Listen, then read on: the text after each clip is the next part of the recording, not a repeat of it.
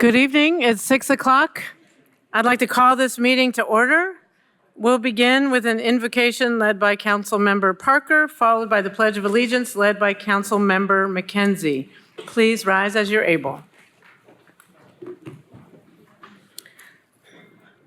As we gather tonight, recognizing our diversity in beliefs, values, and faith traditions, but united as residents of the great city of Knoxville, may our deliberations be guided by our commitment to representing our residents fairly and serving all residents equitably as their needs demand. Please face the flag. I pledge allegiance to the flag of the United States of America and to the republic for which it stands, one nation, under God, indivisible, with liberty and justice for all. Okay, Mr. Johnson, would you please call roll? Councilwoman Fugit. Here. Councilwoman Helsley. Here. Councilwoman McKenzie. Here. Councilwoman Parker. Here. Councilwoman Ryder. Here. Councilman Roberto. Here. Councilwoman Singh. Vice Mayor Smith. Here. And Councilman Thomas. 8 members present, Mayor. Okay, thank you. Is there a motion on the minutes from June 25th? Move to approve. Motion made to approve and seconded. Any questions or discussion? Seeing none, all those in favor, please say aye. Any opposed? Motion carries. Are there any items on tonight's agenda to be withdrawn? Are there any items to be postponed? Councilmember Thomas. Yes, Mayor, items 12A, 12B, and 12C by agreement, I would ask to postpone until July 23rd. There's some ongoing discussions about that parcel and about what may be the best use for it, so we would ask for a 2-week postponement. Second. Okay, motion made to postpone for 2 weeks. Items 12A, B, and C has been made and seconded. Any questions or discussion? Seeing none, all those in favor, please say aye. Aye. Any opposed? Motion carries. Any other items to postpone? Councilmember Roberto. Thank you, Mayor. I'd like to make a motion to postpone items 12D, 12E, and 12F to Council's July 23rd meeting. The parties are still in discussion, and both parties asked for postponement to the July 23rd meeting. Motion made to postpone for 2 weeks. Items 12D, E, and F has been made and seconded. Any questions or discussion? Seeing none, all those in favor, please say aye. Aye. Any opposed? Motion carries. Councilmember Thomas. Oh, I'm sorry. Yeah, okay. Any other items to be postponed? Any items requested to be added by motion? Is there a motion on the consent item? Motion made to approve and seconded. Any questions or discussion? Seeing none, all those in favor, please say aye. Any opposed? Motion carries. Okay, now it's time for my mayor's report. I want to start by thanking everyone who helped make the city's Festival on the 4th a big success. I had the opportunity to go down and walk around, and it's always just so heartwarming to see such a diverse group of people, people of all ages and backgrounds enjoying the festival.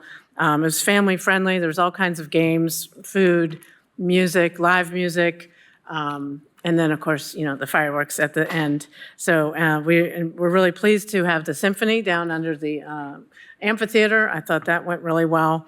And while it was a holiday for the people who attended, it was a lot of work for many city employees. So I want to thank Knoxville Police Department, Knoxville Fire Department, our public service crews, traffic engineering, and our special events team.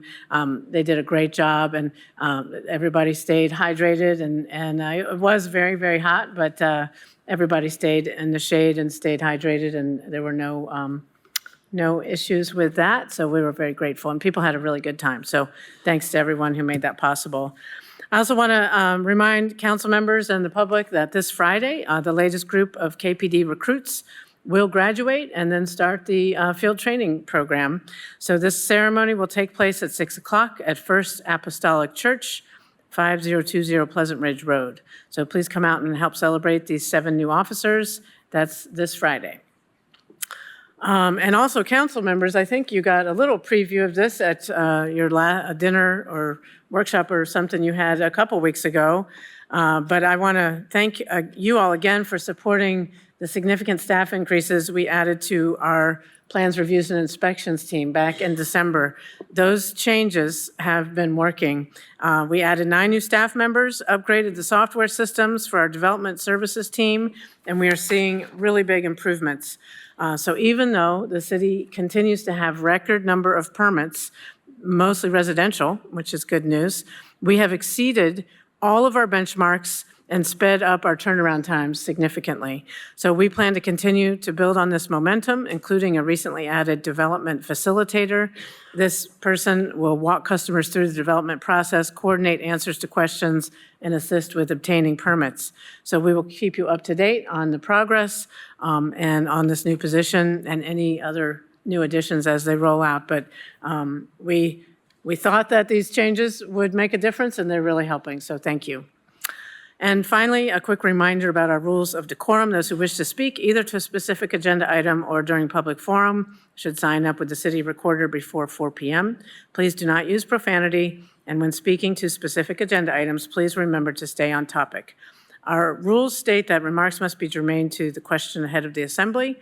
That is, statements must have bearing on whether the pending motion should be adopted or not.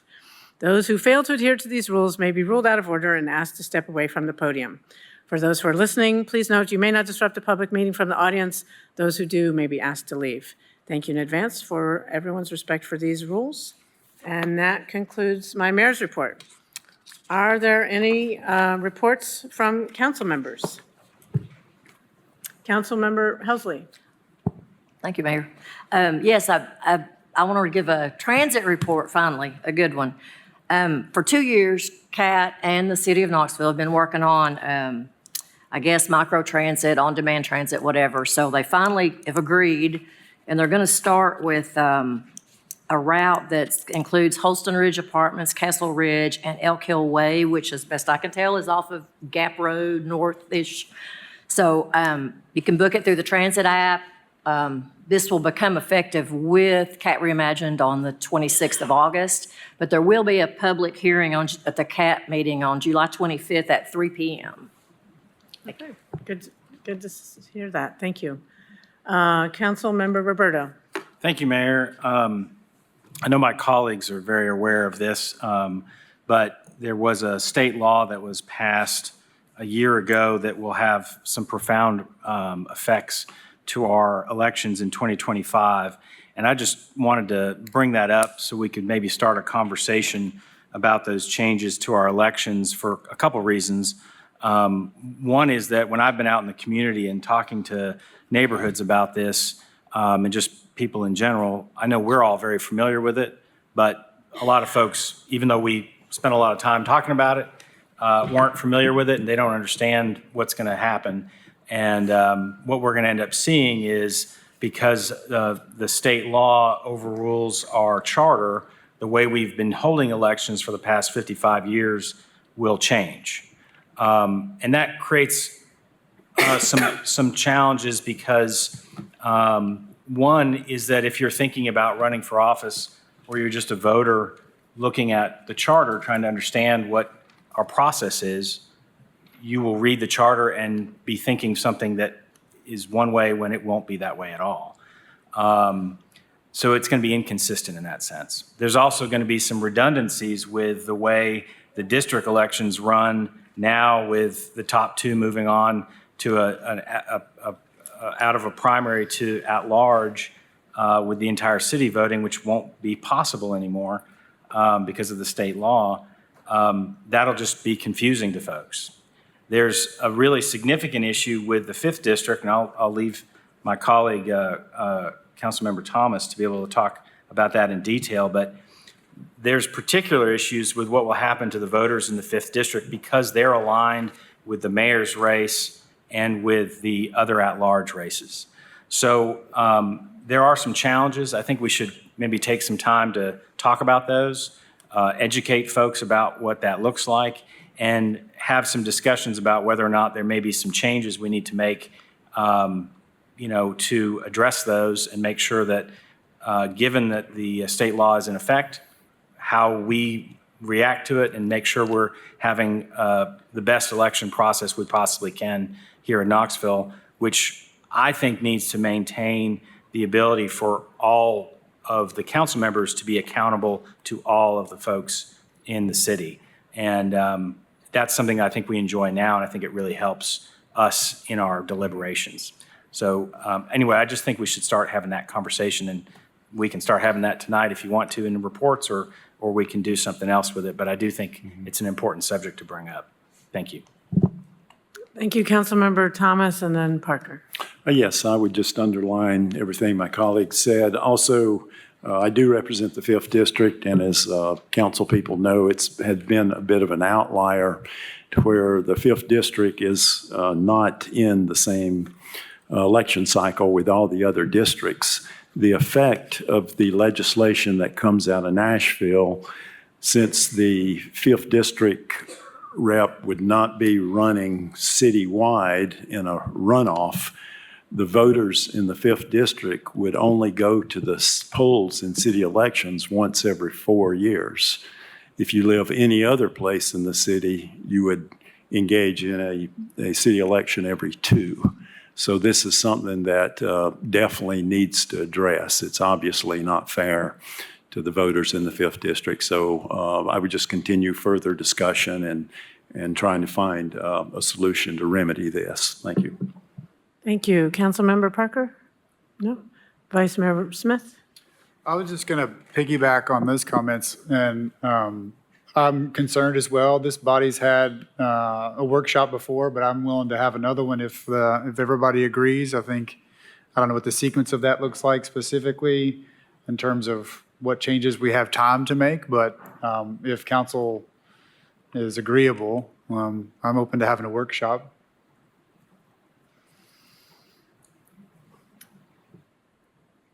Councilmember McKenzie? And then Fugit. Thank you, Mayor. I just want to ask the law director, what is within the power of the council as it relates to this topic, please? Well, City Council has the power. There might have to be a change to the charter. Obviously, would have to be something that's permissible under state law, but to change the charter, an ordinance would have to be put on the agenda. Then ultimately, it would go to the voters in the city to vote yes or no on the question presented to them. Councilmember Fugit? Thank you. Councilman Roberto, I appreciate you bringing this up. From a different angle as an at-large representative, it is very, I think we ought to talk about all of it, because many of us have said you run at-large in a primary and then you run at-large again in the general, along with the mayor and the municipal judge, who can win in the primary with 50% plus 1. You can win with 70% in the primary as a city council member at large, and you still have to run again, which also is more expense and time and confusing to people. So I would very much support a workshop to talk about all those impacts in our election process that may have worked extremely well 55 years ago, but maybe there are unintended consequences that we should talk about. Councilmember Parker? Thank you, Mayor. I do think that this is an important conversation.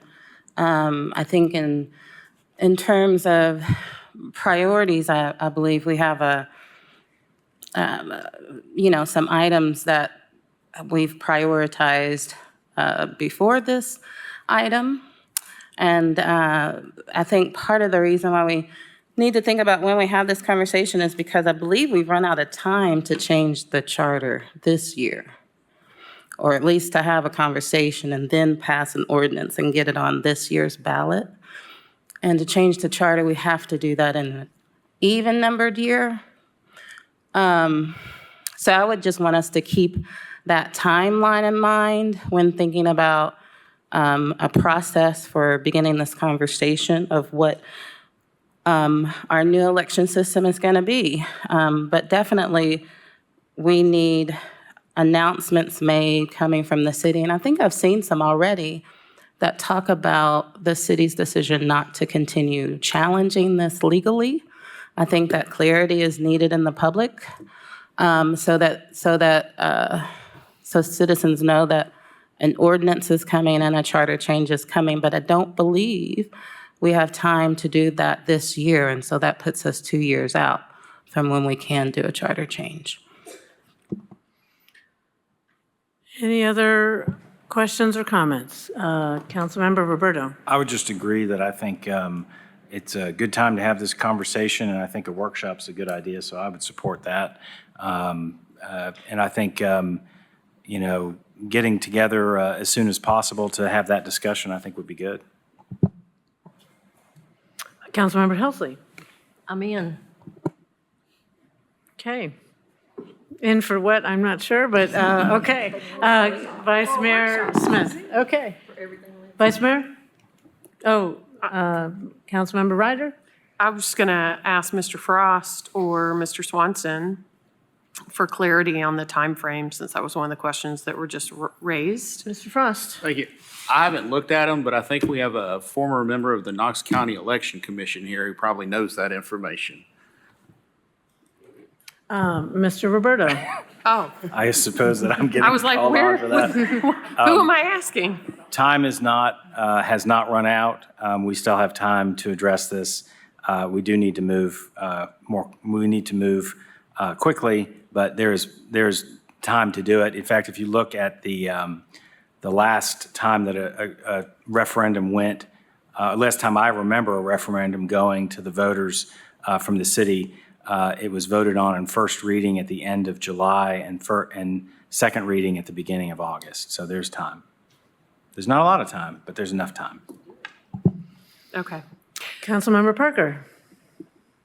I agree with that timeline that Councilmember Roberto shared, but as shared, I don't think we have time for a discussion, just time to pass an ordinance. And I think that we need time for a discussion because I've heard from my colleagues multiple changes that could be made, not just one change to our charter that could result from this new state law, but different ways that we can approach it, which I think are really smart ways, and we need to spend some time discussing it. So that's why it's my opinion that we're out of time this year. Vice Mayor Smith? Mr. Frost or Mr. Swanson, could one of you maybe tomorrow let us know what the timeline is and whether it's possible? Thank you.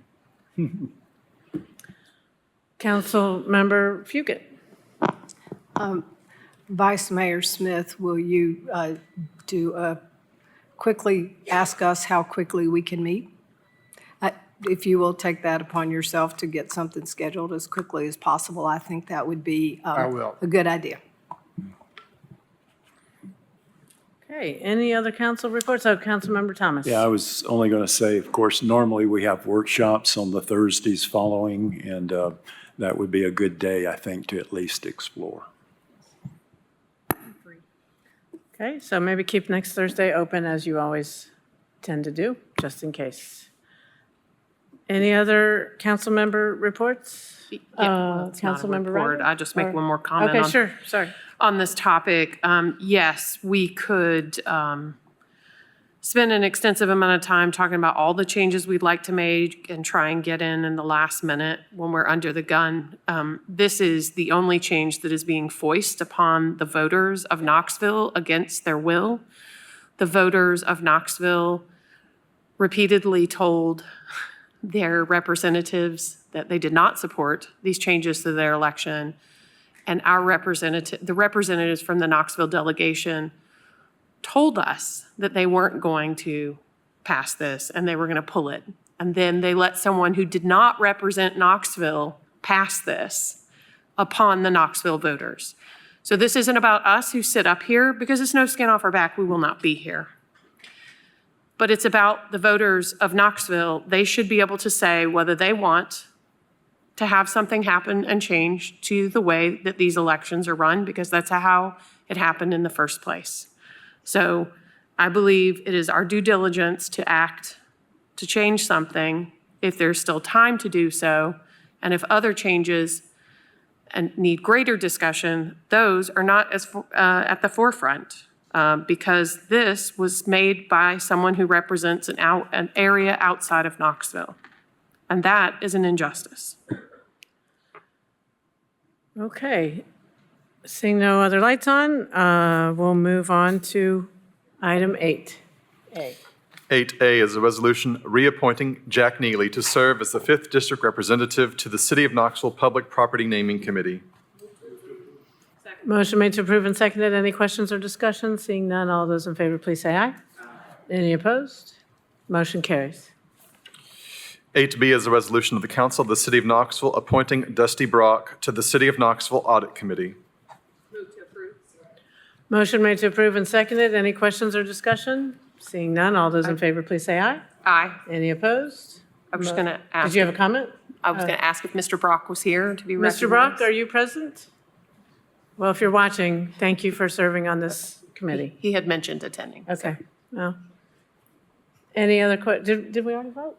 Yeah. Okay, motion carries. Sorry. 9A is an ordinance of the Council of the City of Knoxville to amend Chapter 2, Article 3, Division 2, Section 2-450 of the City of Knoxville, of the Knoxville City Code to adjust the pay rates of professional stormwater engineers and recreation interns. Motion made to approve and seconded. Any questions or discussion? Seeing none, sorry, Councilmember Ryder. It's a little harder to see you. That's because I'm sitting behind everyone, but I'll not I'm comment sorry. on the seating arrangement any further. Again, I just wanted to recognize Mr. Brock. This is not germane to this. Mr. Brock walked in after we called him, so we're on the next agenda item, but thank you for being willing to serve on the audit committee. You got appointed. Congratulations. Thank you. Thank you for noticing he was here, and we appreciate that. Any other questions or comments on item 9A? Ms. Parker? Yes, I just wanted to share an update that I did get an update from Parks and Rec about the pay for interns. And it was indeed pay for interns and not for the summer workers that I had questions about. One thing that was mentioned, and I did not speak with the mayor's office about this, so I apologize, but if possible, one thing that was mentioned in that correspondence was that the mayor's office is doing some sort of study on how to address the pay of those summer workers.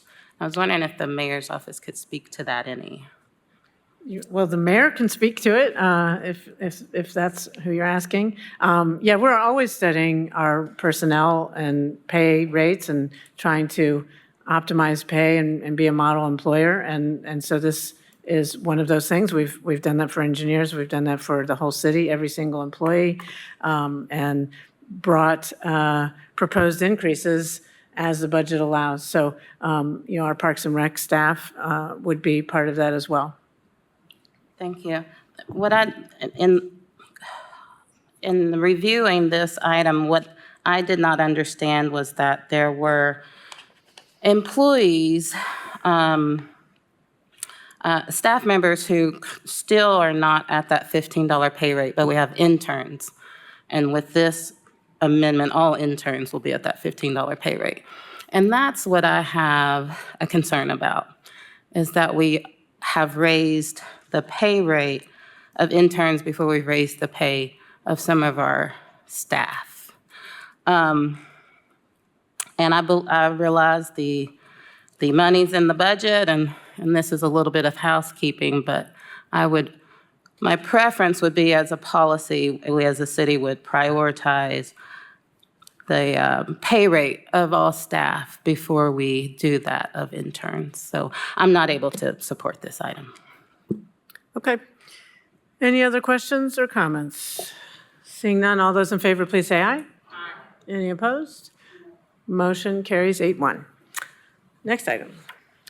10A is a resolution approving the appeal of R. Bentley Marlowe of the Board of Zoning Appeals' denial of his request to overturn the zoning administrator's determination to classify a project as an accessory dwelling unit as provided in Article 16.12 for property located at 2448 Jefferson Avenue, 6th District.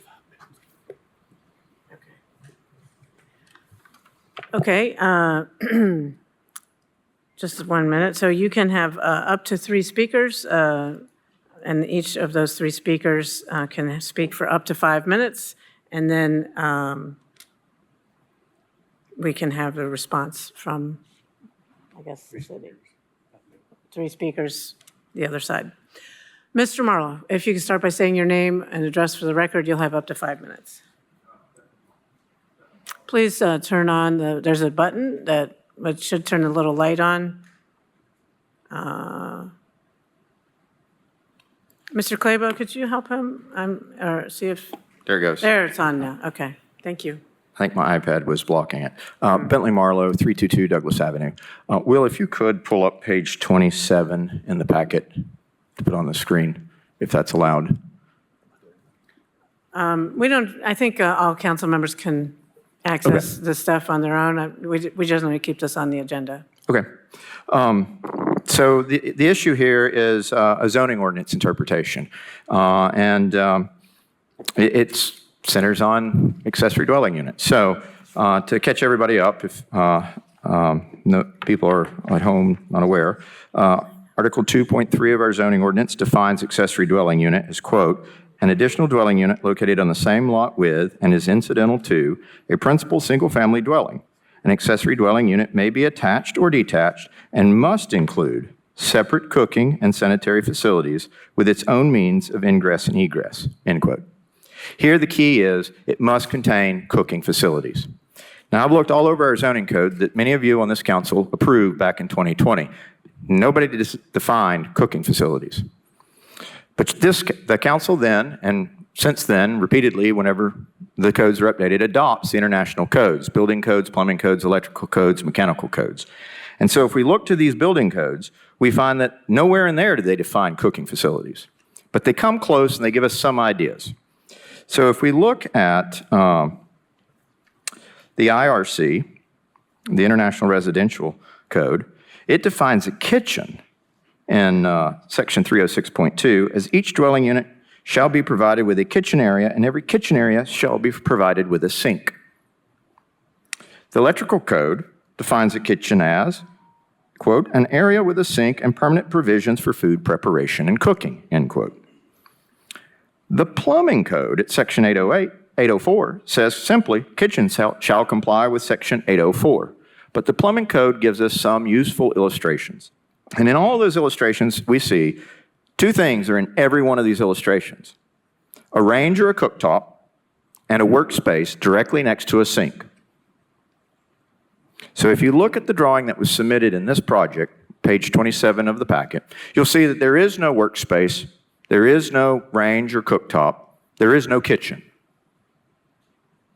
So, how then and why then did Mr. Ahrens determine that this is a dwelling unit, calling it specifically an ADU, when there are no cooking facilities contemplated on the plans? There are no cooking facilities in the scope of my contract for the homeowner. Is completely baffling to me.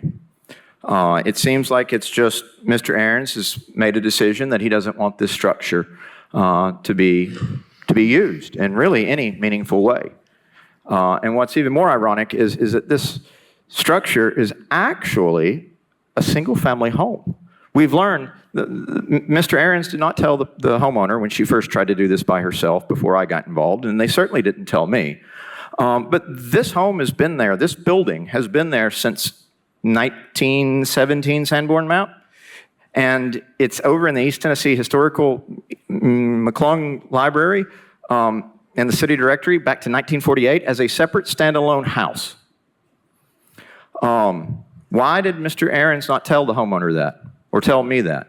In fact, we first got tipped off about this after the BZA meeting when we found that in the city and Mr. Ahrens' department's own records, the city determined in 1998 that this was a single-family home, referencing the city directory from 1962. So this entire 6-month ordeal and all these thousands of dollars the homeowner has paid has been for naught.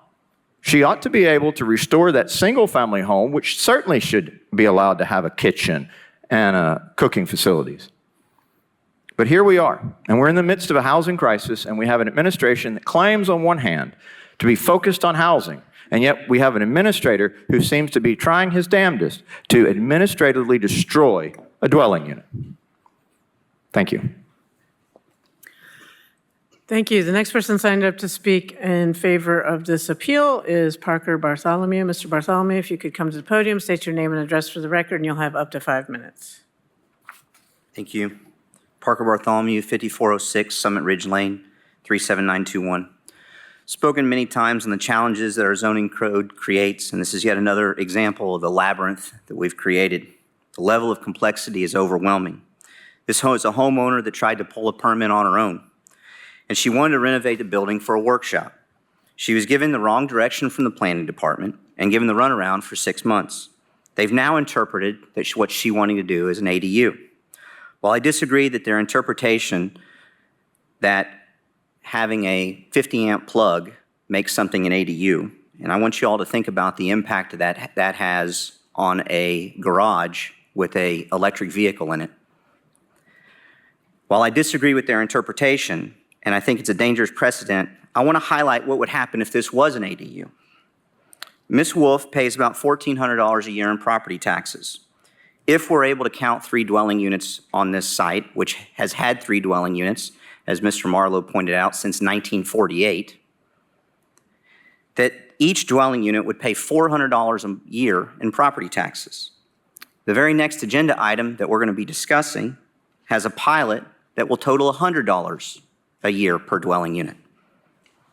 Her unit would be ready for occupancy in 6 months. The next agenda item is over 30 months. Her unit will cost under $100,000 to build.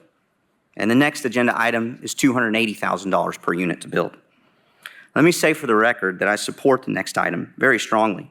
I think we should actually use Mr. Goss for all of our affordable housing developments because he's been able to provide a build cost that's $140,000 under the most recent ones that we've actually approved. He's being a good steward. Back to 2448 Jefferson Avenue. A dwelling unit there, if allowed, would provide housing sooner, at less cost, and generate more in tax revenue than your latest and greatest corridor development. The amount of effort going into reducing our housing supply is nuts. We have a shortage of housing, build cost is higher than ever, rental rates are the highest ever, and we choose to remove dwelling units. Why are we removing dwelling units? This is not a hypothetical situation. This is what the City Council has created through our decision on ADUs, recode, our current zoning laws, that we are reducing housing. This does not require a pilot, a TIF, affordable housing tax credits, or LIHTC funding. I alluded to this before, and so did Mr. Marlowe, but this property is on the agenda next week at BZA, and then probably back here at City Council next month for another interpretation discussion. This unit was considered a single-family residential dwelling for 75 years. Why the Building and Planning Department never mentioned this to the owner or never brought it up at BZA, I don't know, but it is going to be a topic for another day. The City and Planning Department likes to talk about what walks like a duck and quacks like a duck. Well, this does walk like a duck and quack like a duck, and maybe it's an ADU, but it also walks and quacks like a workshop.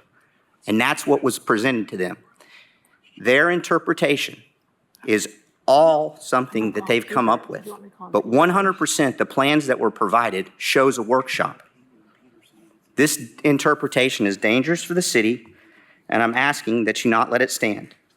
Do we really want to bring the use permit that I'm sure every single one of you have had constituents mention to you into our residential housing? I don't think we need to, and I think it's very dangerous for the city to do that. Thank you. Thank you. Mr. Frost had a question for Mr. Bartholomew, if you would stay for just a minute. Thank you, sir. So I'm trying to seek some clarification from your comments. What's being appealed is Mr. Aaron's determination that this would become an ADU, correct? Yes. But you talked about there would be 3 units at this property, including this property, this building to the rear, that would be an ADU. We don't think it is an ADU. What's being appealed is the ruling at BZA that for an ADU, for something to be considered an ADU, it doesn't have to have cooking facilities. What was argued at BZA was that a 50-amp plug and a bathroom made it a dwelling unit. Okay, I was just a little confused because of what Mr. Ahrens has determined, and you talked about 3 units on this parcel of property. Right. This house is a single-family house. The front house is a duplex. This appeal, though, is about an accessory dwelling unit. And his ruling and the determination at BZA that an accessory dwelling unit is considered an accessory dwelling unit with a 50-amp plug and a bathroom. That's very dangerous. Thank you. Council members, since this is an appeal of the interpretation of the zoning administrator's understanding of the code, I will call upon Peter Ahrens, the zoning administrator, to provide his explanation of how he's interpreted the code as to the issues Mr. Marlowe has raised. Mr. Ahrens, you're recognized to speak for up to 5 minutes. Thank you. Peter Ahrens, Director of Plans Review and Building Inspections. This is an extension of a conversation we started weeks ago about enforcement with ADUs. And so this is a scenario where, and this is, I'll read the email that I sent to Mr. Marlowe. It's more than just a receptacle and a bathroom. That's a small portion. I'll read what I sent Mr. Marlowe on February 23rd.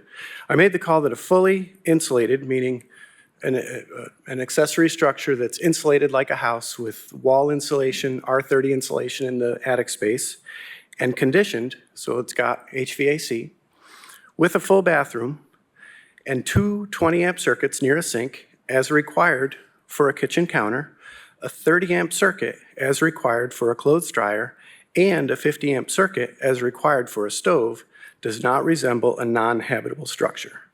The proposal has all the components of an accessory dwelling unit. You have the right to appeal this determination. Jen Scobie is there to help. So it's not 1 or 2 things, it's the combination of all the parts together resemble all of the residential code requirements for a dwelling.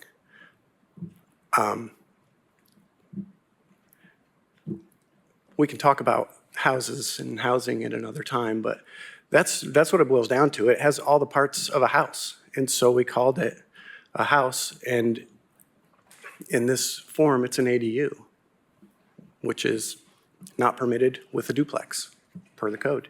So I'm all about increasing the housing stock. I just think that we have regulations for a purpose, and we try and enforce those clearly and equitably. But I feel like we've done what we said we would do. When we recognize items that look like a house, we would call them a house. Happy to answer any questions. Thank you, Mr. Ahrens. Council members? Mr. Bentley, sorry, Mr. Marlowe, you have up to 2-minute rebuttal. Thank you. So my rebuttal is that there's nowhere in our zoning code or the building code that says that you can't insulate an accessory structure. It doesn't say anywhere in our zoning code nor our building codes that we've adopted that you can't have 20, 30, 40, 50, 100, 150 amp plugs in these accessory structures. So there's no provision in our zoning code that this council adopted or the building codes that this council has adopted that says that if you combine this, you magically create a house. The magic is in a cooking facility. And nobody has taken the time to fully define a cooking facility, or somewhere else in our zoning code it says provisions for cooking. But if you look at the drawing, we have no kitchen drawn. And I would dare say, I'd challenge Mr. Ahrens, that if I was to submit that drawing and call it a single-family home, I don't think it would survive plans review because he would want a detail of the kitchen.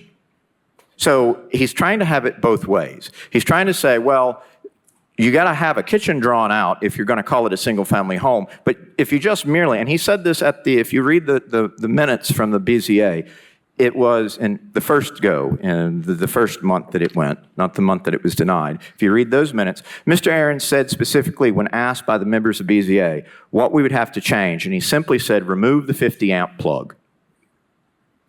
So this turns the interpretation, if you allow this to stand, any accessory structure that has a 50-amp plug can be viewed as an ADU. So that would mean that if you have a garage and you want to have an electric vehicle charger You've created an ADU. I think it's preposterous. Thank you. Council member, anyone? Ryder. Yeah.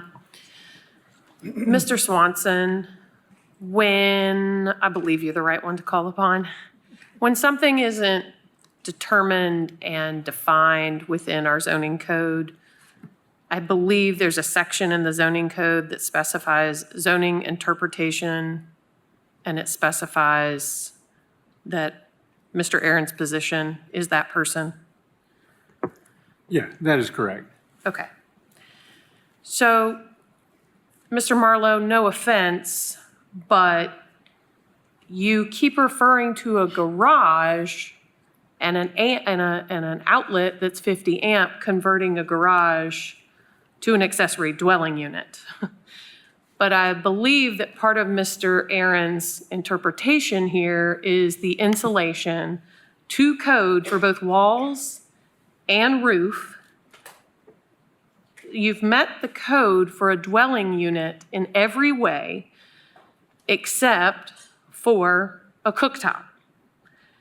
And because, as you stated yourself, it's not defined in our code what a kitchen unit is, Mr. Swanson has just very clearly stated that our code leaves that interpretation up to Mr. Ahrens.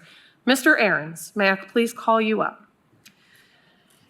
With all of the things that are in the plans that have been submitted, someone could come then afterwards and put a cooktop in it because it has all the capacity to do that. Yes, ma'am. When you have a 50 amp circuit installed, it's just a matter of going to a local store, buying a stove, plugging it in. That's not, no permit is required for that. Okay. The other thing that I would say is, I'm not going to call out names anymore. There was support for missing middle housing, and missing middle housing very specifically included duplexes not allowing accessory dwelling units.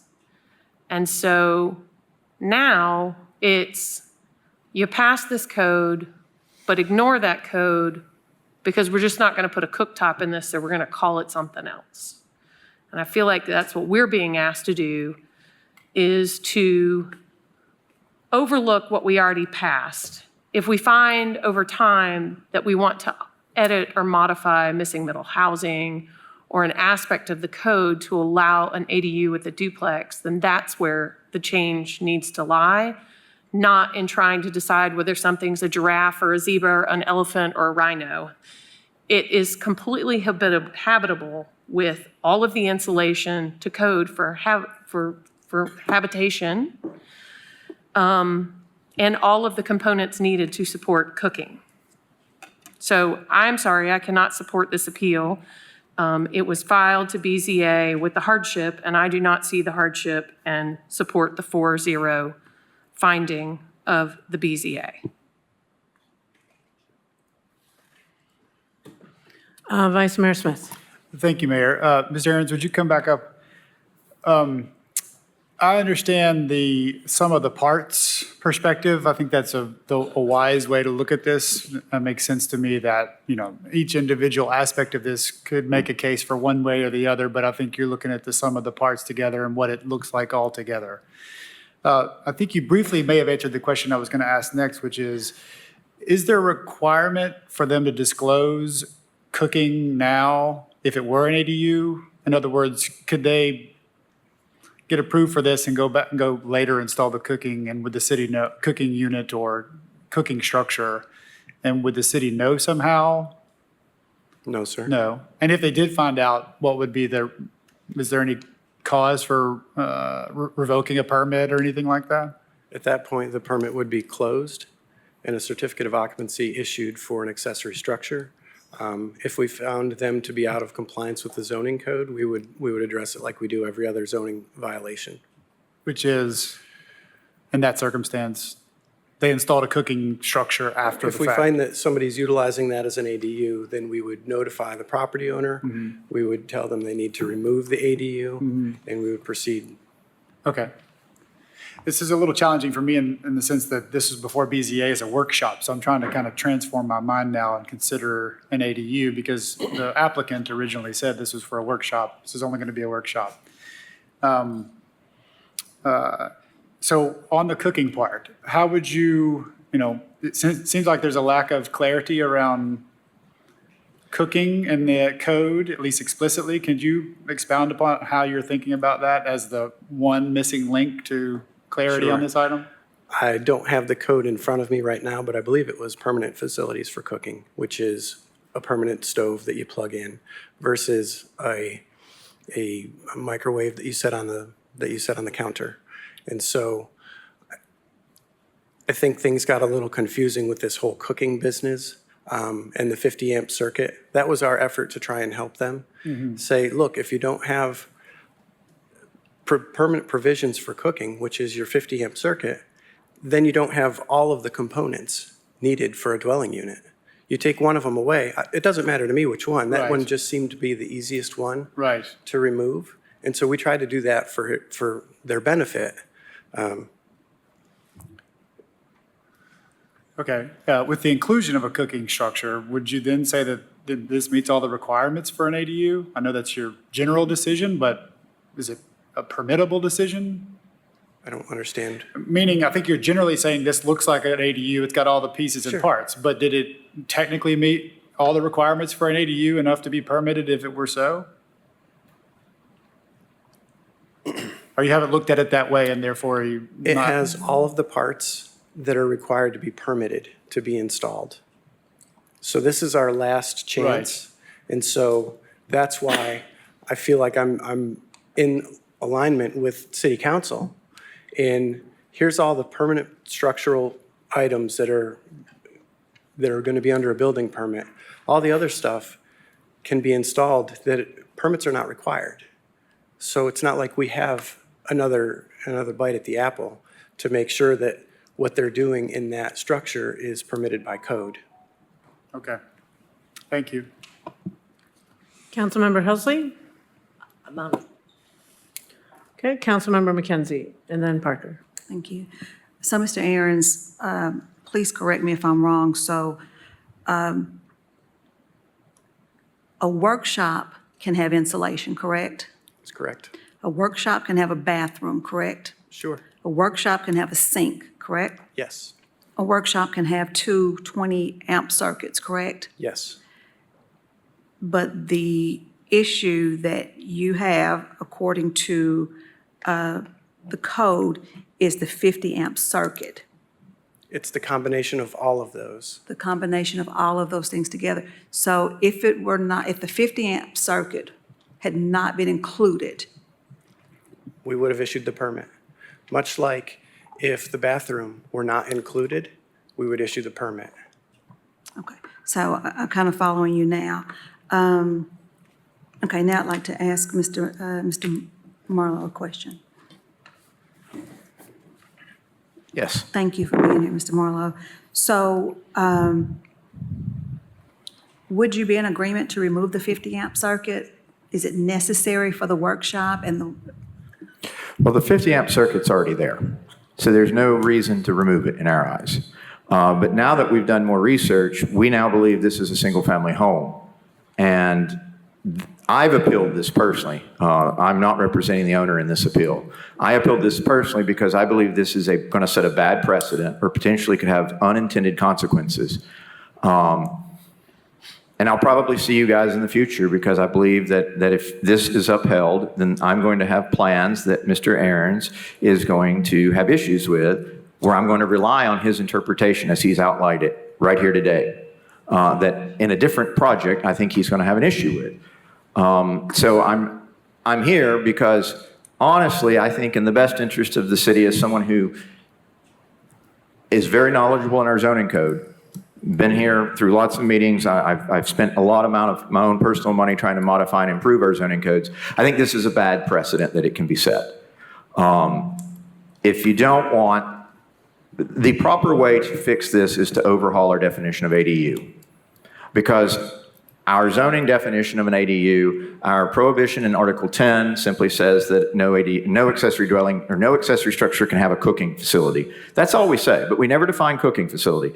And then we've adopted the building code, the plumbing code, the electrical code, the mechanical code. None of them define it, but they all talk about a kitchen, and they show drawings of kitchens, and they require stoves and cooktops and workspace, which is countertops, none of which this has. So if we really want to address this, I think the way to address it is properly define what cooking facilities are in our code. But that's laborious. Doing it piecemeal like this, I think, creates a possibility for unintended consequences. Because if I was to turn this drawing in and say that I'm building this as a single-family house, I'm almost positive that Mr. Aaron's department would deny my plans and require that I draw out the kitchen with countertops, cabinet space, a stove or a range. He would require that of me. So it's like, if it's good enough to call it a cooking facility in the terms of an ADU, why is the same drawing not good enough to call it a fully functional house if it was to be designed and built as a standalone house? Or if he is consistent and he says, you know what, this is all that's required, merely have a sink and a 50-amp plug and a fully insulated, air-conditioned building, and we'll call it a house. Well, shoot, that's a win for me and every other developer, because I'll start building houses with no cabinets and no stoves and no refrigerators, just plugs. So I can save a whole lot of money and claim I've built a whole lot of housing. But how functional is that housing? I mean, that's the unintended consequences. One of the members of the BZA is an architect. She raised the issue at the first go-around that she regularly designs garages, detached and attached, that have laundry facilities, bathrooms, and refrigerators in them. And many of her clients are putting 50 and 60 amp plugs to charge their electric vehicles. That means that every garage she's designing could potentially be deemed an ADU. And so that makes the code very subjective. And what Mr. Aarons determines, well, this garage with this 50 amp plug and this bathroom, and pick a neighborhood where that's probably the norm. Sequoia Hills, Mr. Roberto's district. Oh, that's not an ADU. That's just somebody needing to plug in their Tesla. But if we stick it over in my neighborhood, Mechanicsville, Miss McKenzie's district, oh, that's old Bentley trying to squeeze out an extra dwelling unit. It's the same bits and pieces. It's the same parts put together. Okay. Thank you, Mr. Bentley. My time is about up, and I want Mr. Aarons to come back really, really quickly. Mr. Aarons, could you speak to us on what's on that property now that this particular work shed that's before us is located on? I think we heard that there's a duplex there now. There is a duplex. There is a duplex, and there is a structure that we determined the use was abandoned because the electricity was removed voluntarily for more than 2 years. And by the zoning code, that means the use was abandoned. The zoning code also says that anytime you reestablish a use, the next use has to be compliant with this code. Previous code, pre-recode, garage apartments were permitted in that zoning district. So I believe that's what it was, is a garage apartment, which is a type of a dwelling unit. And so I don't disagree that it was a dwelling unit. At some point, I didn't live there, I don't know what took place, but I know that the use was abandoned by somebody willingly removing the power. And so it's my job to make sure that the next use is compliant with the code. Absolutely. Thank you. And then also, last thing, my time, well, come back We'll to come me back then. to you. Yeah. Thank you. Ms. Parker? Okay, thank you. Well, I wanted to clarify the issue. What is before us is an appeal of the zoning administrator's determination. So there's no hardship argument as a part of this appeal. I just wanted to make that clear. And I did have a question for Mr. Aarons. As I was trying to understand this issue better, I thought, well, are there any ovens, cooking structures that could be operated without that 50 amp? I'm trying to determine how you made that determination that was kind of the threshold.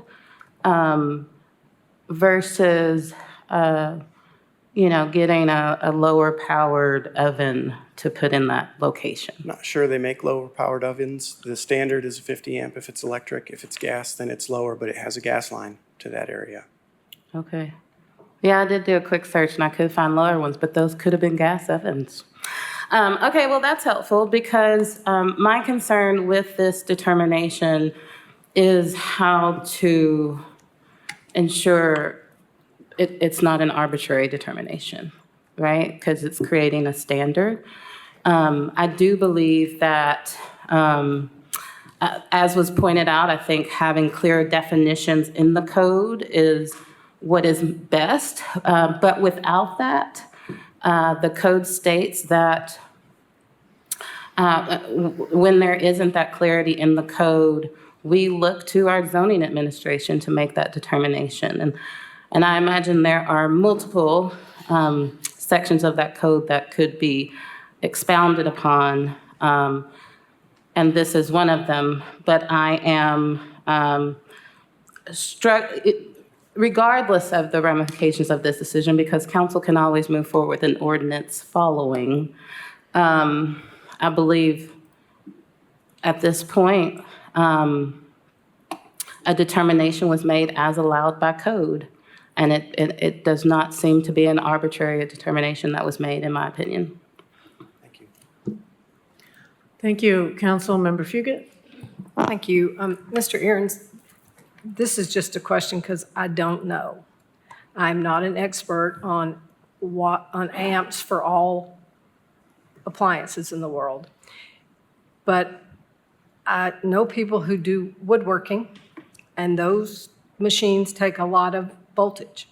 Is there anything other than cooking and plugging up a Tesla that would require a 50 amp? I mean, I'm just asking because there are people who have insulated wood shops with refrigerators and countertops, and I'm just saying, just asking because, does wood shop equipment require that much amp? I'm sure there are Okay. pieces of equipment. So We make determinations. I'm not arguing with you, I'm just curious, Okay, because I didn't know if the only thing that could require a 50 amp was related to cooking or Tesla, but there may be machinery that people use in shops that might as well. Okay, thank you. Councilmember Roger? Yeah. Mr. Aaron's, in the accessory structures part of our code, how many accessory structures can there be on a property? Like sheds? Is it a certain number, or is it based on square footage coverage? I believe it's based on square footage coverage. You've got a maximum per structure and then a maximum combined. So if But I would have to double check that. If I have a house with enough yard or a small enough house on a lot, depending on what my zone says for coverage, I could have one structure, maybe another structure. Could I possibly even have a third if I'm still under coverage?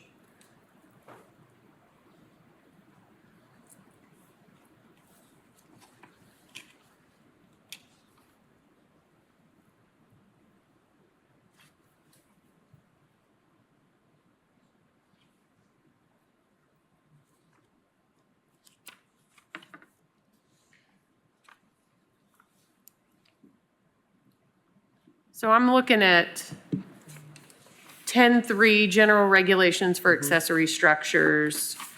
If my lot area in the table, it says 15,000 square foot or less, maximum building coverage for a single accessory structure, 750 square foot, or the building coverage of the primary structure, whichever is less. Yes. And then there's a maximum amount of square footage that I can cover on my lot. So I could have multiple structures. Yes, ma'am. And I could insulate them all and build them all with, as long as I don't put a cooking thing, they can all be habitable. As long as I have certain ampage. I'm just trying to, I feel like that's what Mr. Marlowe is getting at, is that this is a workshop. He keeps arguing it's a workshop. Isn't that his argument? That you're wrong and this is a workshop because he doesn't have cooking facilities? That's what I understand. Okay. So the code allows me to have multiple workshops on my property depending on how much lot I have.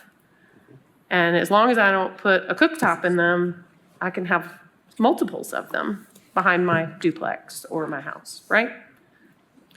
As You long could- as I'm, As long as they are not accessory accessory dwelling right, units. right. Okay. Just food for thought.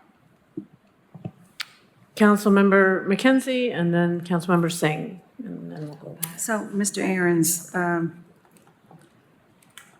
if the 50 amp circuit were removed, this would no longer be classified or considered as an accessory dwelling. Correct. Thank you. Councilmember Singh. Thank you, Mayor. What's been on my mind during this conversation is visiting with somebody a couple of days ago, last week, that I went to elementary school with, high school with, who now lives in a shed. I don't think he has a 50 amp in there, but he does have an extension cord, which he is using to, this is where he lives, this is where his life is. You can, that feels a bit, I want to respect that the final decision has to fall with somebody and then it falls with you. But it still feels quite, like there's not a checklist that you're kind of using common sense, saying, well, if there's this, this, and this, it looks like this. But if they're saying it's not that, shouldn't we start with where they are? My point in the shed thing is we could turn anything into an accessory dwelling when we need to. True. I think you've heard throughout tonight that there's been a lot of conversation about this actually being a dwelling. And so my staff, when they were reviewing and interacting with the applicant, they got the same sense that it was going to be a dwelling. And that's when things escalated, is when we turned them down because you can't have that accessory dwelling behind a duplex. And so we have to justify uses every day. We have to evaluate what people are doing, how they're doing it, and see if it aligns with what's presented to us on the plans. This is one where my staff said, it looks like it's an accessory dwelling unit. It seems like that's where they're wanting to go. And so I supported staff and said, I agree. There's an appeals process. But that's where, again, like I had said months ago, if we see all the pieces put together, because at that point there was a conversation about how do we prevent people from just establishing ADUs without permits. And so that's when I made the commitment to, if we see all the pieces, we're going to call it. And it looks like an ADU, we're going to do that. It just also feels like you're trying to look at their intention when they're saying something else. Sometimes what they say changes. Thank you. Thank you. Councilmember Helsley? I was just, ever since I've been on council with the ADU issue, which has been kind of looming large since I've been here anyway, all I hear is how hard it is to know where they are and to keep track of them, and nobody ever knows. So if you don't call an ADU something that looks like an ADU, then everybody just starts getting permits for stuff. And then as soon as Peter's not looking or his people aren't looking, then they turn it into an ADU and somebody moves into it. And then they say, we can't find it. We don't know that they exist. Is that true, Peter? If they're not permitted, we can't track them. Once you close that out though and say, somebody says, well, we don't have a cooktop in here. Then our tracking happens by either observation out in the field or by complaint. Okay. Vice Mayor Smith? I think that was a good point. You know, you all are trying to create some consistent system that all things can kind of be weighed against and prevent, disparate illegal structures. And so I can appreciate that perspective. On the other side of that, remind me again, I didn't get clarity on the last time. What would happen if you went out 6 months from now and there was a cooking facility there? We would notify the property owner. If there were all the pieces of an ADU and we made an observation and agreed that it was an accessory dwelling unit, then we would determine that that was not a legal accessory dwelling unit, and we would notify the owner, and we would work with them to see how they could remove something to make it a non-habitable structure. Okay. And could you revoke a certificate of occupancy, or if they refused and you just, But the CO is not for an ADU. The CO would be for. right, excuse me. Yeah, all right. But there would be some penalty that eventually Yeah. would not allow them to use the structure as an ADU. Sure. Okay. I just want to make a plug for, we do rely on you and your expertise to make these administrative decisions where there's lack of clarity or there's intention that's unclear, and we do rely on you for that. I do know also that the code can never be detailed enough to create a clear line of sight for every circumstance. With that said, I've mentioned this before, but some of these administrative rules would be helpful to have archived or written somewhere. And I know you could probably say, well, if you come to our staff, we'll kind of read that historical decision-making into our advice back to you, Mr. or Mrs. Applicant. But the fact that there are no administrative rules publicly available for a well-intended applicant means that they don't know what precedent there is. When you say administrative rules, are you talking about policy determinations? Yeah, where there's gray, or where there's this circumstance where you have 5 parts or more or less. They don't have to have rules. It's impossible to have a rule for everything, but it is possible to have publicly available the administrative decisions in these gray areas so that a well-intended applicant can look ahead and go, they decided that there 2 years ago when it had to do with cooking facility. I better tread lightly, or I better not install a 50-watt amp. So the lack of publicly available administrative rules in these gray areas, I understand it creates liability, and there are other reasons you're about to tell me why that's not a good idea. No, it's a great idea. Okay, well then let's do it. We do. Okay. We have policy determinations on our website, but they're not for the onesie-twosies. They're for instance, it's window openings on lot lines, which is something we deal with all the time downtown with the redevelopment. And So there are administrative decisions you've made that are publicly available that aren't necessarily clearly spelled out in the code, but they are publicly available, your perspective on that. Absolutely. Okay. But it's for items that come back to us. Right. And our staff is like, hey, we need to make a policy on this. Okay. So that everybody knows. Where are those? I can send you the link. Okay. And I'm thinking of a lot of Fort Sanders circumstances that I might look for on there as well. Okay. Thank you. Councilmember Roberto. Thank you, Mayor. Director Aaron's, there's been a lot of discussion about the 50 amp plug, but what I'm hearing from you, if I'm correct, is it's not the plug, it's the totality of everything. Is that right? That's correct, sir. And so you may have given the simplest solution of if you remove the plug, then you're in compliance. But would the same be true that if they removed any of those things that added up? Yes, sir. Okay. So is this a piecemeal approach that you've laid out here? That's what was said in the rebuttal, was this is a piecemeal approach. I don't know what that means. I'm not sure what it means either, but I'm not sure that it is, because I think what you've said, if I've got the rule right, what you're saying is if the totality of the situation looks like a dwelling unit, then we're going to call it a dwelling unit. Correct. Okay. And your staff, did they physically go to this location and walk through it? No. They didn't? No. So how do you know what, you get the plans and you're reviewing the plans? We reviewed the plans. Okay. Because what's there now is not what's going to be. We review what's going to be. Okay. That's what we're issuing permits for. Okay. And in their discussions with the applicant, did they get an impression about what this use was going to be? I hate to speak for them, but I'm going to say yes. That's why we're here. Okay. And so they're doing what they're supposed to do.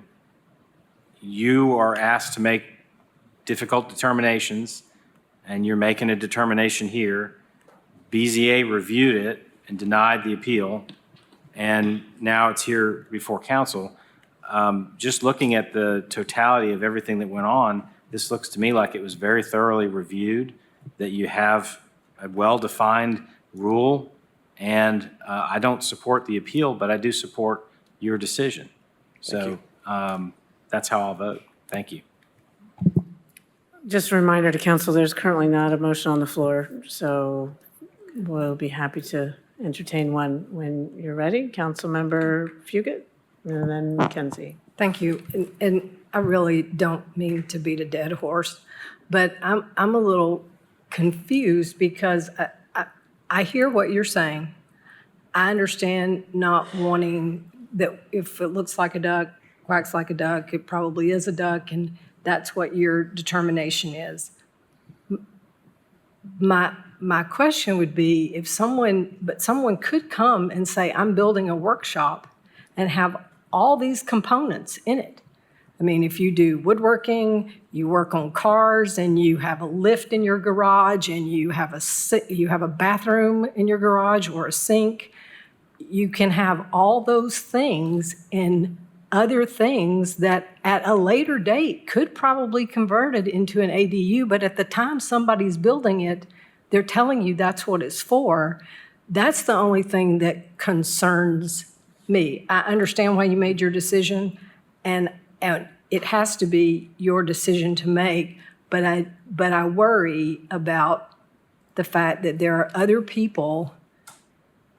Let's put it this way, if it were, I hate for people to think if they're building a workshop that it could become viewed as an ADU, and then what does that do? Because if that isn't what they intended it to be, and it's a single-family home on it, and it really is just a workshop, when they move, I guess somebody could make it an ADU. Sure. Okay. Staff makes judgment calls every day based on how the layout. You know, obviously, if you're going to do a workshop and you need a welder and you're going to be working on cars, there's going to be a garage door. We Right. look at everything in its totality and make those That's kind of judgment what I calls. needed to hear, Yeah. that it's not just those things, but if there's only one way in and it's a garage and you're going to be doing those sorts of things, that might be the tip that helps you with your determination. Sure. Okay, thank you. Councilmember Mackenzie? Thank you, Mayor. I just want to maybe wrap up this conversation with just for Mr. Marlowe. I want to take this opportunity to first thank you, because I know that you have put a lot of blood, sweat, and tears and money into really being intentional about providing affordable housing in the Mechanicsville area specifically. And for that, I thank you and I applaud your efforts in all that you do and you continue to do to help make the community better. So Thank you. I don't ever want you to think that that is not appreciated or goes unnoticed, especially by me. This is, not an easy decision in a sense to make. I think that I've absolutely learned a lot today. But at the end of the day, I actually have to go along with what our procedure and our rules are, which leaves it to the interpretation of the of codes. And so I will not be able to support it. And I just wanted to, but I wanted to thank you Oh, thank you. publicly. Yeah. Apparently, I've learned if I get involved, it's because it's not an easy case. And I just brought this forward. Like I said, I'm not even representing the homeowner in this one. I'm doing this on my own because I believe it's appropriate to appeal Peter's decision, and I believe in this case it should be appealed. But I believe that doing so also places the onus back on council. I believe you guys need to get into this ADU stuff, and we need better definitions in our code. And I understand how difficult that is and how controversial that is. But that's what it's going to take, or we're going to have multiple skirmishes like this over the foreseeable future while housing is a scarce commodity and everyone's trying to find a way to address it. And, to be fair, less scrupulous people would have simply stopped, said that they would take out the 50-amp plug. I've had professional architects that watched the BZA with some interest and said, stick conduit in the wall They can't disapprove conduit.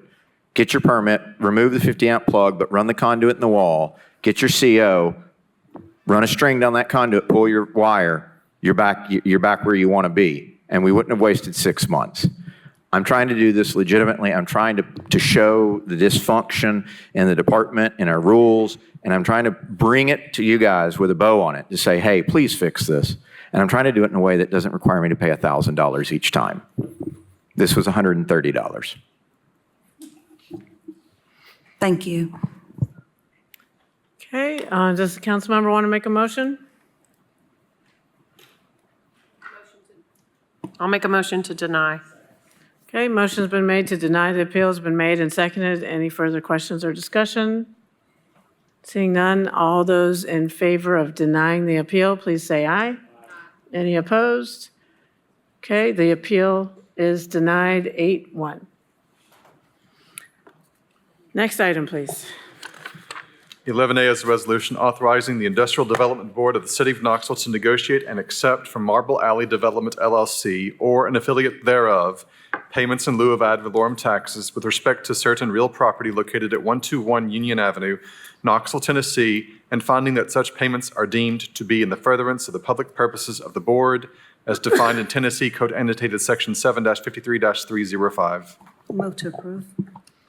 Motion made to approve and seconded. Any questions or discussion? Vice Mayor Smith? I just have one question, either somebody in the administration or the applicant or Mr. Bentley. What percentage of the ground floor will be retail or transparent glass or retail oriented? Mr. Bentley, or is Mr. Goss? Mr. Goss, you're probably in the best position to answer that specifically. If you could please come to the podium and state your name and address for the record. How are you? Good evening. I'm Buzz Goss, 110 West Summit Hill Drive. I also reside at 300 State Street, right next to this property. Councilman Smith, to answer your question, we developed Marble Alley Lofts, and one of the things that we worked out with the design review committee at the time was that the ground floors would be mostly transparent, although there wasn't really much market for retail or commercial at the time, but they can always be converted. In this case, we're putting all of our retail and, of course, the access, the lobby, and those kinds of things at the corner of Union and State Street. I guess that probably takes up about 25% of that long facade there along State Street. And then we have a series of like walk-up townhome style units. And again, they'll have lots of glass there on the front. I'm sure Mr. Aaron's back there will keep me in line on that one. But then we also have some office suites that can be leased. So most of the ground floor will be residential? It'll all be rental. Is that? Residential. Residential, Yeah. excuse me. Oh, I'm sorry, yes. Yeah. Residential, yes, sir. Most of the ground floor will be residential? No, we also have entrance into the garage. So I'd say about 25% is the entrance to the garage, 25% is the retail, and then 50% in the middle is the residential. Okay, all right, thank you. Thank you. Any other questions or discussion, Councilmember Thomas? Yes, just a comment that space there has been underutilized for a long, long time. It's just been a parking lot, and I've been wanting something to happen on it. And I like the sound of your plan, the combination of housing, retail, I think that's what we need. Make a little comment on your building on Marble Alley. I know that you kept the option open at some time to maybe have some retail there. And we'll see how that works, but I appreciate that you, kind of left that as a possible future option. So I'll be voting for this. Okay, any other questions or comments? Seeing none, all those in favor, please say aye. Aye. Any opposed? Motion carries. 11B is a resolution authorizing the mayor to execute Thank you very much. any and all documents necessary to apply for and, if awarded, accept a broadband ready communities grant from the Tennessee Department of Economic and Community Development in an amount of $100,000 with no local match required to support the continuation of growth of the Knoxville Chamber's eKnox Digital Literacy Program. Motion made to approve and seconded. Any questions or discussion? Seeing none, all those in favor, please say aye. Aye. Any opposed? Motion carries. 11C is a resolution authorizing the mayor to execute any and all documents necessary to apply for, and if awarded, accept, a multimodal access grant from the Tennessee Department of Transportation in an amount of $1,125,000 with a city match of $125,000 to construct a greenway along North Broadway. Move to approve. Motion made to approve and seconded. Mr. Thomas? Yes, just some comments there. This is, of course, a very good development. It kind of follows in a way what we just saw out on Kingston Pike with that combination of revamping pedestrian access and sidewalks, and it shows how we can do things in a very busy section and make them safer. I've described this area times before as brutally anti-pedestrian. I think that's what it is. And just to kind of quote a little bit from the report, this segment of roadway has been identified as City of Knoxville Vision Zero Action Plan as Tier 1 High Injury Network, the highest priority rating for a segment needing safety improvements. In the last 3 years, there's been 48 crashes reported. Couple the high crash rate with the volume and the 40-mile-an-hour speed limit, and you have a very hostile environment for people walking or bicycling. Mr. Claybo, I couldn't said it myself better, so I just read what you wrote. But we're excited, of course, about this, and I'll be supporting it, of course. Thank you. Any other questions or comments? Seeing none, all those in favor, please say aye. Aye. Any opposed? Motion carries. 11D is a resolution authorizing the mayor to execute an agreement with Canon and Canon Incorporated to provide professional design services for the Chapman Highway and Fort Avenue Traffic Signal Improvements Project for an amount not to exceed $137,760. Motion made to approve and seconded. Any questions or discussion? Seeing none, all those in favor, please say aye. Any opposed? Motion carries.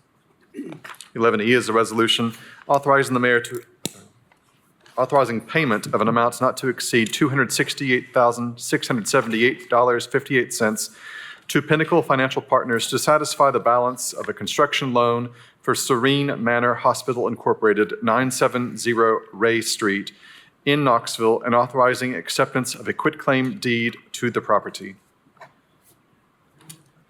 Motion made to approve and seconded. Any questions or discussion? Councilmember Fugit. Thank you, Mayor. Can somebody speak to why we want this back and what we think it might be? I know we don't have any particular plans, but why the city might want to be buying this back? Well, we have this unique opportunity. Right. And we can always, we can decide later how we'd want to dispose of it or develop it. And so, that's the main reason. It's sort of unique that this happened and that we have this opportunity come our way.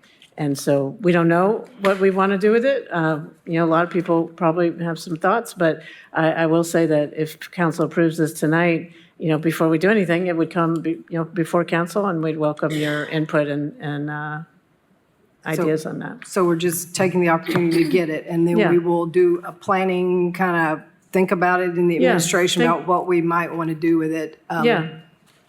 I mean, for 268,000, I mean, it's not that big of an amount for No. that level of property in that part of town, so seemed worth doing. Yeah, I just know a lot of people will be like, well, what are you going to do with it? Yeah. And so the public answer is, we have no We decision. don't know yet. We don't know Yeah. yet, but it is too good an opportunity to let it pass us by. Is that basically the? Yes. yep. Okay, thank you. Councilmember Parker. Thank you, Mayor. Just out of curiosity, the funds to cover this purchase, is it coming from the $900,000 in the budget to acquire property, or is this separate from that initiative? Mr. DeBose, our Director of Housing Neighborhood Development, could you answer that? Yes, Kevin DeBose, Housing and Neighborhood Development.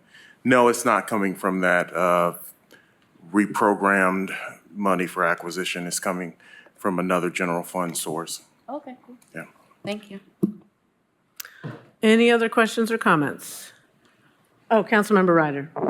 Yeah, I don't know if this is your question to answer or Ms. Ball, but just for the record, maybe a note about the history of the property.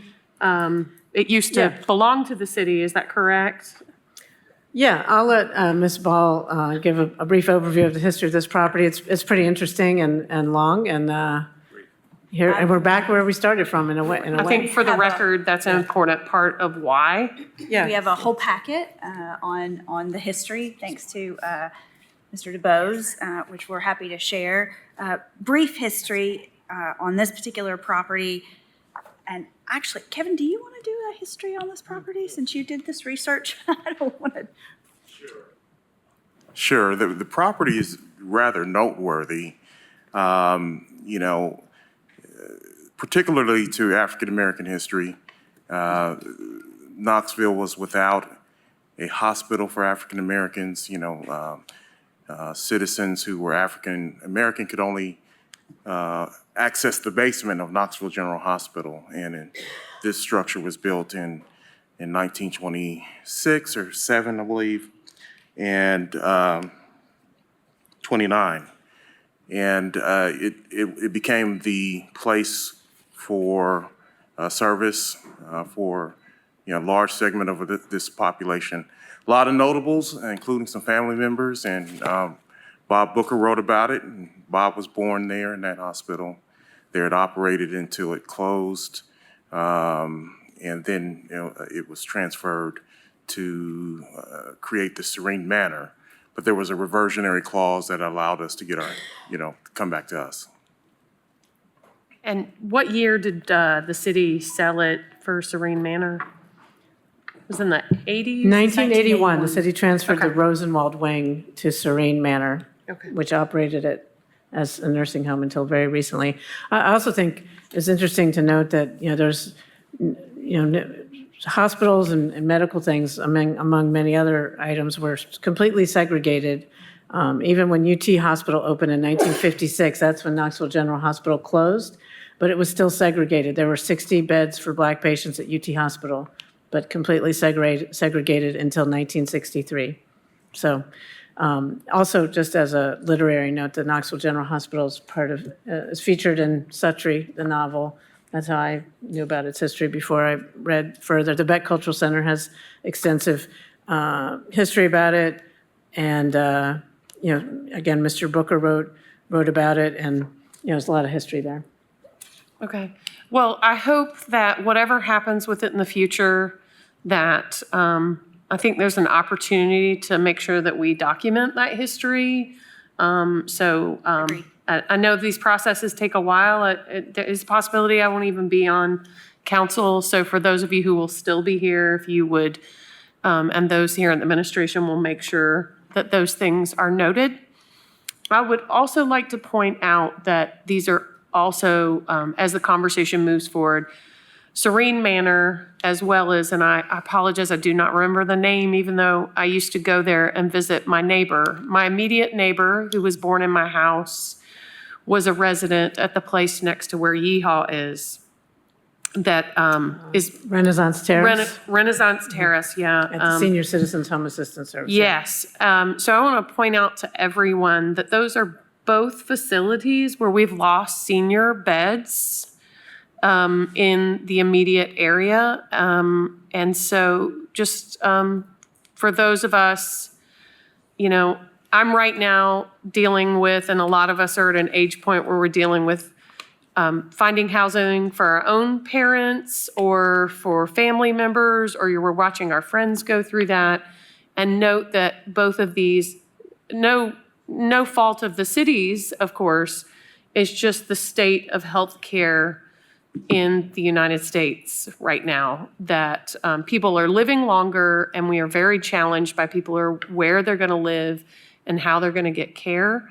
And so I just want to publicly make the point to point out that this is just one more facility where we've lost beds for that population that continues to grow and is not going away. And so anyway, just want to make that part of the record, and I appreciate it. We have a motion on the floor, right? Yes. Okay. Any other questions or comments? Seeing none, all those in favor, please say aye. Aye. Any opposed? Motion carries. 11F is a resolution authorizing the mayor to execute any and all documents necessary to apply for and accept the 2024 Law Enforcement Crime Gun Intelligence Center Interrogation Initiative Program grant from the U.S. Department of Justice Bureau of Justice Assistance in the amount of $300,000 with no required local match for funding of the Knoxville Police Department's forensic unit to enhance gun crime investigations and prosecutions. Move to approve. Second. Motion made to approve and seconded. Councilmember McKenzie? Thank you, Mayor. Chief Noel, if you could briefly, for those who are watching, just give us an overview of what this technology would be if we were awarded this grant, what that looks like. Sure. I want to be clear that, applying for this grant for us is going to be a reach. We've applied for this grant for the last 2 years and not been awarded it. There's only 25 crime gun intelligence centers across the whole United States. Very, very competitive grant. But, we believe that we have a pretty strong grant application for us. And what this is this program helps us to more quickly identify leads on firearms that were used in violent crime, not only identify the, shell casings, but, bullet fragments when we have those, and get those entered in the database and coordinate with regional law enforcement agencies as well to be able to identify those leads. And the goal is to be able to more quickly identify shooters and bring them into custody by working with the ATF. And Chief Noel, is it correct, stated here that we would also have funds to hire a National Integrated Ballistics Information Network technician? We would hire if awarded this grant, we would hire another ballistic analyst and a technician. Okay, awesome. And so this is really more about forensics, also some training, it looks like, to be able to more readily identify and be able to link different crimes together. Yes, this is forensic. This is microscopes, looking through microscopes at bullets and shell casings to try to connect violent individuals to murders. All right, thank you. Any other questions or comments? Seeing none, all those in favor, please say aye. Aye. Any opposed? Motion carries. 11G is a resolution authorizing the mayor to execute any and all documents necessary to apply for and accept a grant award from the State of Tennessee Department of Safety and Homeland Security in an amount not to exceed $450,000 for the School Resource Officer Program with no required local match to be used for expenses such as training, equipment, salary, and benefits for school resource officers at 6 Knox County schools. Move to approve. Motion made to approve and seconded. Any questions or discussion? Seeing none, all those in favor, please say aye. Aye. Any opposed? Motion carries. 12G is an ordinance to change the base zoning classification of property located at 1805 Third Hickey Road from RN1 district to RN2 district, leaving all special purpose and overlay districts unchanged. Brian Mayo, 3rd District. Motion made to approve and seconded. Any questions or discussion? Seeing none, all those in favor, please say aye. Aye. Any opposed? Motion carries. 12H is an ordinance to change the base zoning classification of property located at 324 Watauga Drive from RN1 district to RN2 district. David Markovich, 4th District. Move to approve. Motion made to approve and seconded. Any questions or discussion? Seeing none, all those in favor, please say aye. Aye. Any opposed? Motion carries. 12I is an ordinance to change the base zoning classification of property located at 3107 Landview Drive from RN1 district to RN2 district. Andrew Asakwe, 6th District.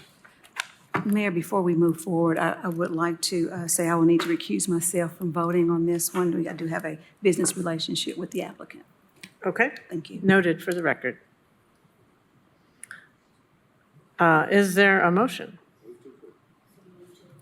Okay, motion made to approve and seconded. Any questions or discussion? Seeing none, all those in favor, please say aye. Aye. Any opposed? Any recusals? Okay. There's Motion- no one signed up to speak on it? Okay. Nope. There's not. Okay, motion carries. Next item.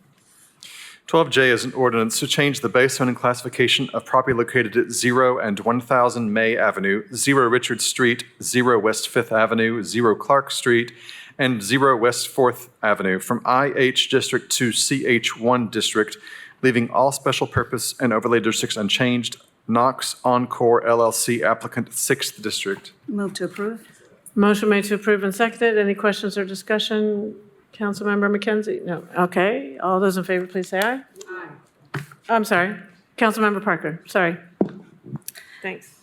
Yeah, I know that we've discussed this project previously, but not in terms of this rezoning request. And so I was wondering if anyone is here who could speak to this rezoning. Mr. Bentley from KCDC is here.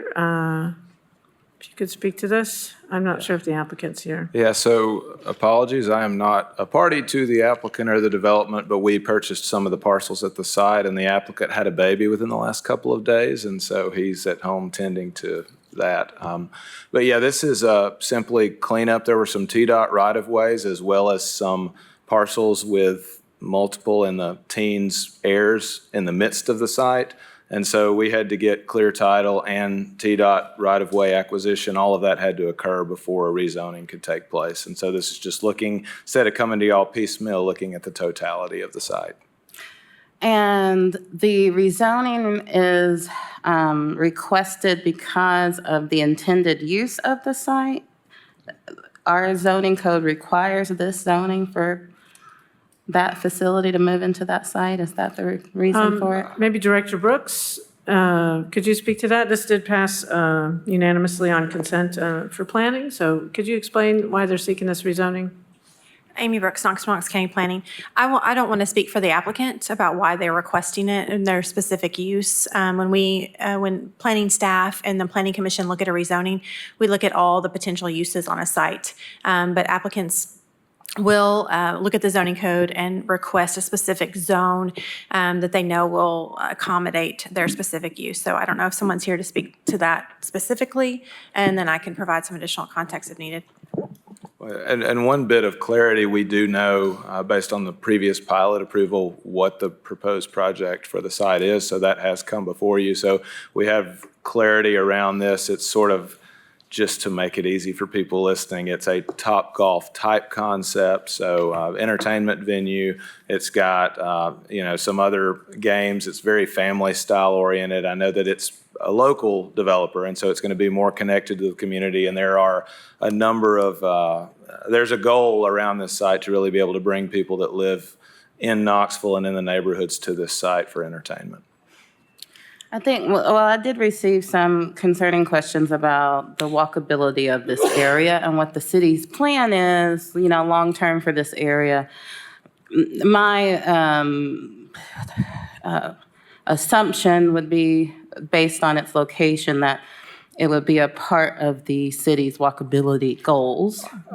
I will say, I love the fact that the connection of the greenway right there on that road has just been completed. So if you drive by the site, and does anybody know the name of that road? I don't, but. It's right, it's like a service road next to I-275. I'll just point out, Ms. Parker, that like so many things, the city took the lead on this, and we improved the infrastructure along that area, including adding a connecting greenway and sidewalks. So the walkability part is paramount, and that's why we think one reason that this is some place that used to be an industrial wasteland that somebody's investing in turning it into a business where hopefully people will walk from nearby neighborhoods, or if they take the bus or bike, there are more than one way. There'll certainly be people, hopefully, who drive their personal cars there as well, but we hope it can support multimodal safely. But a lot of that infrastructure has already been put in place. My concern is that this would lead to further rezonings along Fifth Avenue to highway commercial. That's my only concern. I think that the walkability of this area is important. And so I think it's important that we discuss what the intentions are. I even would wonder what the if this lines up at all with the plan for that area, or maybe we don't have a plan for that area. But that's my only concern, is that we move in the direction of Fifth Avenue becoming highway commercial. Okay, noted, thank you. Any other questions or comments? Oh, Mayor, I would just say that the property is presently zoned heavy industrial. So this kind of zoning would actually be downzoning that area from what it is. So. Good point, thank you. Any other questions or comments? Seeing none, all those in favor, please say aye. Any opposed? Motion carries. 12K is an ordinance to change the base zoning classification of property located at 3407 Valley View Drive from RN1 district to RN4 district, leaving all special purpose and overlay districts unchanged, and previously approved plan districts unchanged. Benchmark Associates Incorporated applicant 4th district. Motion made to approve and seconded. Any questions or discussion?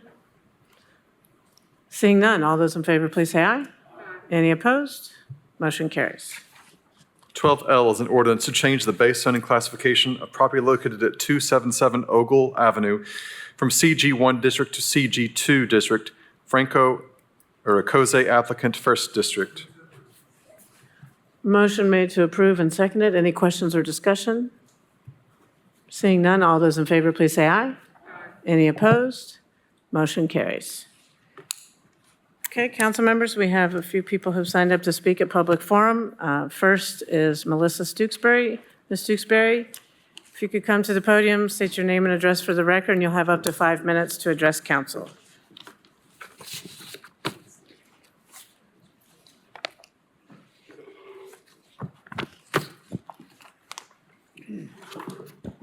Hello, my name is Laura Parrott. I am the president of the ATU 1136. My topic today is the microtransit. And I would like to have this, thank you for this opportunity. The proposed introduction of the microtransit is a topic that gives us great concern. The elimination of routes will do serious damage to the citizens and the economy of Knoxville. While we realize that there is a desire to reimagine CAT service, replacing portions of the existing service with more costly model will not solve our service woes.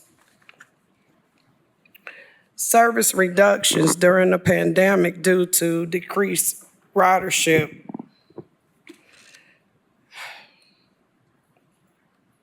were a necessary evil that transit agencies all over the world deployed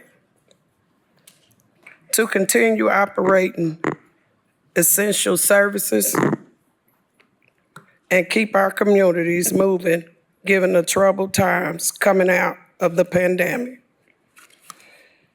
Paratransit costs up to 4 times more to operate per ride than a fixed route.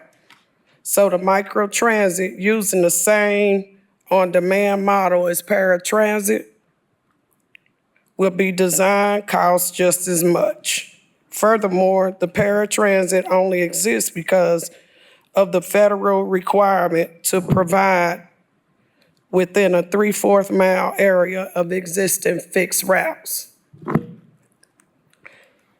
And the collateral damage of the paratransit service would result in created transit deserts, essentially, entire communities and some of our most vulnerable citizens.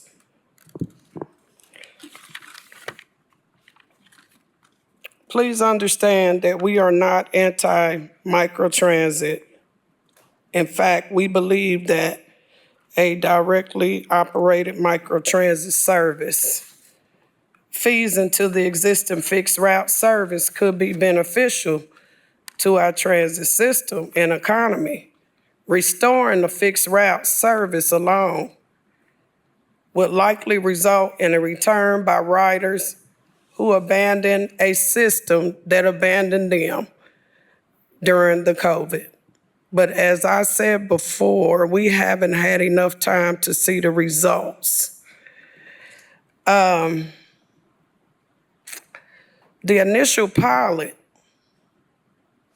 it doesn't identify any metric to the indication that the pilot would be a success.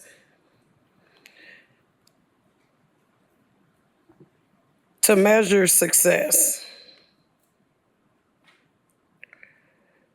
to restore what we had before deciding that we currently exist needs to be cut on the reimagine. Thank you. Thank you. Next person signed up to speak is Laura Parrott. Ms. Parrott, if you could. Oh, that was Ms. Parrott. I'm sorry. Melissa Stooksbury is not present? I'm here. Do you wish to speak? No, thank you. Okay. Next person signed up to speak is Kathy Bailey. Is Kathy Bailey present? Do you wish to speak? Okay. Next person signed up to speak is Sherwood Westmoreland. She isn't here. Okay. Well, that. Is it possible for me to speak on their behalf? Well, you already had your opportunity, and I think that you did very much speak on behalf of, the people you're representing. So thank you very much. Okay, I just had so much more to say. Thank you. Okay. Thank you, council members. That concludes public forum, and without objection, this meeting is adjourned.